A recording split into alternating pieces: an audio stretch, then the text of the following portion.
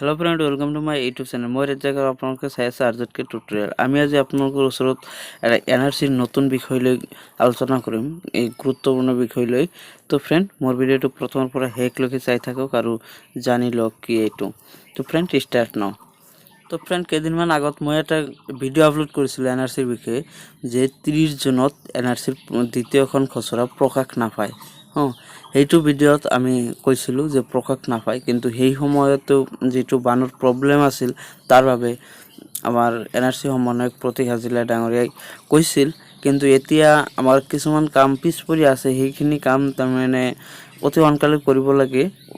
এইটো চৰকাৰৰ নিৰ্দেশ, উচ্চতম ন্যায়ালয়ৰ নিৰ্দেশ। সেইকাৰণেই এতিয়া আৰু এই 30 তাৰিখতেই এনআৰচি দ্বিতীয় খচৰাখন প্ৰকাশ পাব। তো ফ্ৰেণ্ড, আৰু এই ডেটটো পিছুৱাই নাযায়, এইটো আমাৰ বাবে ভাল খবৰ। আৰু এই এনআৰচি কৰি যিসকল মানুহে এই যিটো সমস্যাত পৰি আছে, এইটো বহুত ডাঙৰ সমস্যা হয়।